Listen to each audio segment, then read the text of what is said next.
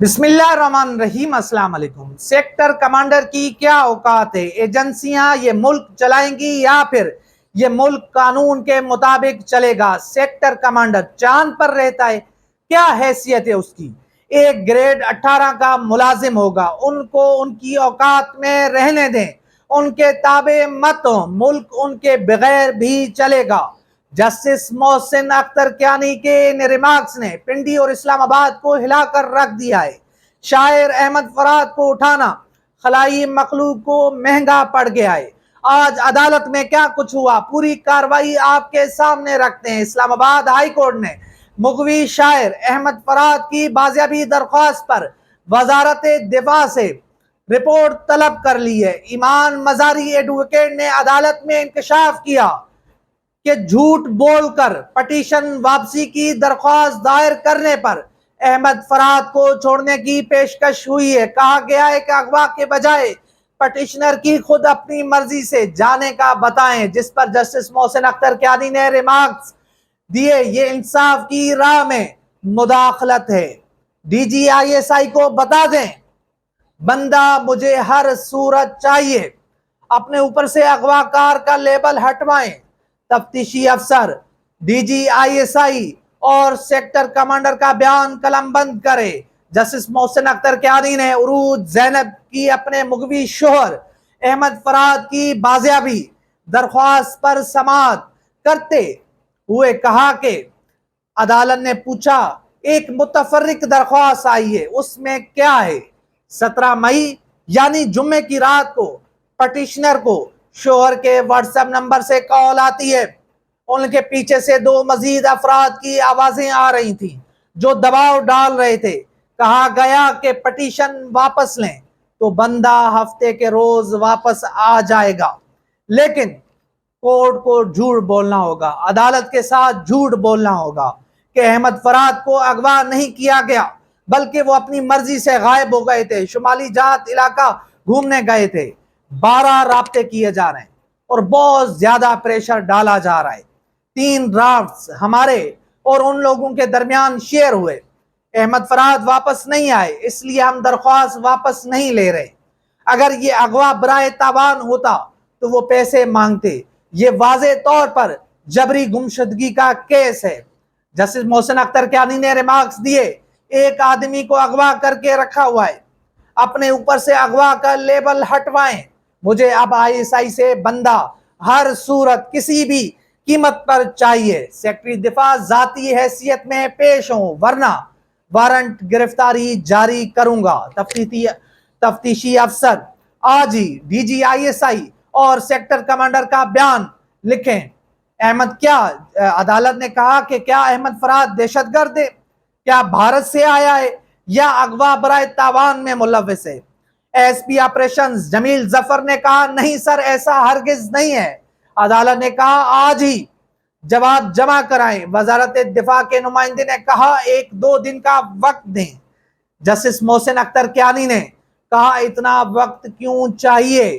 آپ نے کیا پوچھنا ہے کہ شاعر احمد فرہاد کو باجوڑ والے سیف ہاؤس میں رکھا ہے یا پھر کشمیر والے؟ عدالت نے استفسار کیا کہ آپ کبھی اغوا ہوئے؟ وزارت دفاع کے نمائندے نے جواب دیا نہیں، جس پر جسٹس محسن اختر کیانی نے کہا جو اغوا ہوئے ان پر کیا گزرتی ہے، ان کے خاندان والوں پر کیا گزرتی ہے، ان کو ہی پتا ہوتا ہے۔ آپ کے پاس 11 بجے تک کا وقت ہے۔ وزارت دفاع کے افسر نے کہا رابطہ کرنے کے لیے وقت چاہیے، ذرا مہلت دیں۔ عدالت نے کہا کیا ان کے دفاتر چاند پر ہیں جو رابطے میں وقت لگے گا؟ لوگوں کو اس نہج پر نہ لے کر آئیں کہ اداروں کا جینا مشکل ہو جائے۔ میں اس کیس کو ڈی بی کے بعد یعنی کہ آج 3 بجے اس کیس کو دوبارہ سنوں گا۔ 3 بجے تک جواب لائیں ورنہ آرڈر پاس کروں گا۔ اسسٹنٹ اٹارنی جنرل عثمان گھمن نے کہا کہ پورے ادارے پر الزام عائد نہیں ہو سکتا۔ عدالت نے کہا کہ پھر بتائیں کہ کیا کوئی ان کا ترجمان ہے جس کا نام لیں؟ آپ لوگوں نے اپنے اداروں سے متعلق رائے تبدیل کرنی ہے۔ اسٹیٹ کا فرنٹ فیس نامعلوم افراد نہیں، پولیس ہوتی ہے۔ اب اس کیس کی مزید سماعت ہونی ہے۔ جسٹس محسن اختر کیانی بڑا جو ہے فیصلہ بھی سنا سکتے ہیں, وزیر اعظم پوری کابینہ کو بھی بلا سکتے ہیں, کیونکہ یہ کوئی یہ معمولی واقعہ نہیں ہے, غیر معمولی واقعہ ہے. ایک شخص کو اٹھایا جاتا ہے جو شاعر ہے, جو ادیب ہے, جو صحافی ہے, جس کے پاس بندوق کی طاقت نہیں ہے, جس کے پاس بوٹ کی طاقت نہیں ہے, اس کے پاس قلم کی طاقت ہے. وہ قلم کے ذریعے اپنے سوچ کا اظہار کرتا ہے. یہ اس ملک کا آئین آزادی اظہار رائے دیتا ہے, کھل کر بولنے کی بات کرتا ہے. کیا اس طرح لوگوں کو اٹھایا جائے گا؟ کیا معظم معاشروں میں کیا اس طرح لوگوں کو اٹھایا جاتا ہے؟ کیا اس طرح غائب کر دیا جاتا ہے؟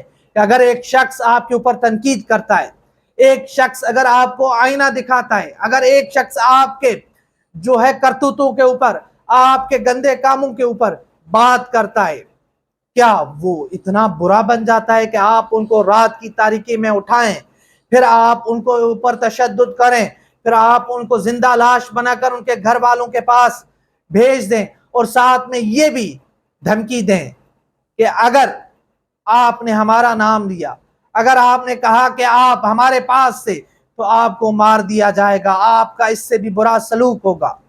کیا اس کو آئین کی حکمرانی کہتے ہیں؟ اور اس وقت ہم دیکھ رہے ہیں کہ جسٹس محسن اختر کیانی کے ریمارکس کے بعد جو صورتحال بنی ہے, حکومت میں بیٹھے ہوئے جو ٹاؤٹ ہیں, جو چاپلوس ہیں, جو خوشامدی ہیں, وہ اس وقت کھل کر سامنے آ گئے. اب سے کچھ دیر پہلے وزیر قانون اعظم نذیر تارڑ نے ایک پریس کانفرنس کی ہے, جس کے اندر انہوں نے جسٹس محسن اختر کیانی کو نشانے پر رکھا ہے.